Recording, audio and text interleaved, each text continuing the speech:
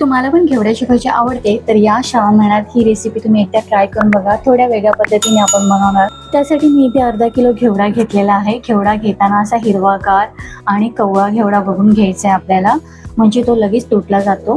आणि स्वच्छ पाण्याने धुवून घ्यायचं आहे 2-3 वेळा. त्यानंतर अशा पद्धतीने आपल्याला कट करून घ्यायचं आहे. मी असे 3-4 घेवडे एकदाच घेऊन असे कट करते. तर तुम्ही एक सिंगल कट केला तरी चालेल. घेवड्याच्या भाजीचे वेगवेगळ्या रेसिपी आहेत आणि वेगवेगळ्या भाज्या आहेत, पण या भाजीची पद्धत थोडी वेगळी आहे. त्याच्यामुळे त्याची कटिंग थोडं मी वेगळ्या पद्धतीने करते. या पद्धतीने कटिंग केल्यामुळे त्या भाजीची चव अजून वाढते. छानपैकी अशी कट करून झाली आहे बारीक एकदम. तर ही भाजी आता आपण वेगळ्या भांड्यात काढून घेऊया. भांड्यात पाणी घेऊया आणि ही भाजी आता आपण गॅसवरती 5 मिनिटासाठी तरी उकळवत ठेवायची आहे, म्हणजे आपल्याला आधी शिजून घ्यायची आहे.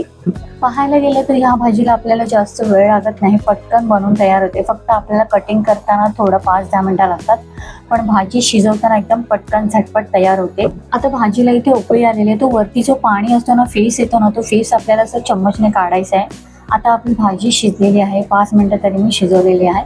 आता ही आपल्याला छाणी असते ना आपल्याकडे, त्या छाणीमध्ये गाळून घ्यायचं आहे, पाणी पूर्ण काढून घ्यायचं आहे. आता या भाजीसाठी आपण थोडंसं मसाला तयार करूया. त्यासाठी मी इथे अर्धा वाटी ओला नारळ घेतलेला आहे. त्याचबरोबर छोटासा कांदा घेतलेला, 1 टेबलस्पून जिरं आणि लसणाच्या थोडंसं पाकळ्या घेतलेल्या, 1 चमचा इथे लाल तिखट घेऊया, हळद पावडर अर्धा चमचा घेऊया आणि याची ना थोडंसं जाडसर असं वाटण तयार करूया. वाटण तयार करताना अजिबात आपल्याला पाण्याचा वापर करायचा नाहीये. या पद्धतीने असं जाडसर वाटण तयार करायचं आहे. याचं वाटण तयार झालं. आता आपण भाजी बनवायला घेऊया. यासाठी मी ते गॅसवरती कढई ठेवली आहे. कढई गरम झाल्यानंतर तेल टाकूया.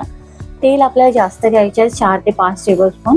आणि त्याचबरोबर तेल गरम झाल्यानंतर थोडंसं जिरं आणि थोडंसं राई, त्याचबरोबर इथे 1 कांदा घेतलेला आहे, कढीपत्त्याची पानं. जर तुम्हाला एकदम झणझणीत तिखट अशी भाजी पाहिजे तर मिरच्या तुम्ही याच्यामध्ये तुमच्या आवडीप्रमाणे तिखटप्रमाणे टाकू शकता. तर मी इथे 2 मिरच्या घेतलेल्या आहेत. पण कांद्याचा आता कलर चेंज होतो. कांदा सॉफ्ट होईपर्यंत आपण कांद्याला परतून घेऊया. चवीनुसार मीठ घेतलेलं आहे. आता याच्यामध्ये जी आपण भाजी तयार करून ठेवलेली, उकडून ठेवलेली ती भाजी पूर्ण गाळून घेतलेलं आहे त्याचं पाणी, आणि आता ती भाजी याच्यात टाकून घेऊया. भाजी टाकल्यानंतर चांगलं वर खाली परतून घ्यायचं आहे तेलामध्ये, कांद्या तेलामध्ये, आणि 2 मिनिटासाठी आपल्याला झाकण लावून ठेवायचं आहे. त्यानंतर आपण याच्यामध्ये मसाला टाकणार आहोत. जो आपण मसाला तयार केला आहे ना, त्या मसाल्यामुळे या भाजीची चव ना खूप दुप्पट होते. या श्रावण महिन्यात तुम्ही पण ही भाजी करून पहा आणि तुमचा फीडबॅक मला नक्की कळवा. आता हा मसाला टाकून छानपैकी परतून घेऊया, म्हणजे हा मसाला छानपैकी याच्यामध्ये मिक्स करून घेऊया. आणि परत आपल्याला एकदा 2 मिनिटासाठी झाकण लावून ठेवायचं आहे. 2 मिनिटानंतर आपली भाजी मस्तपैकी तयार होते. आता त्याच्यावरती कोथिंबीर टाकूया. आणि खरंच सांगू ना, ही भाजी चपाती बरोबर एवढी भारी लागते. भाकरी असो किंवा चपाती, खूपच छान लागते. एकदा ही रेसिपी या श्रावण महिन्यात तुम्ही पण ट्राय करून बघा. तुमचा फीडबॅक मला नक्की द्या. रेसिपी आवडली असेल तर लाईक करा, शेअर करा आणि अशाच नवीन रेसिपीसाठी सबस्क्राईब करा.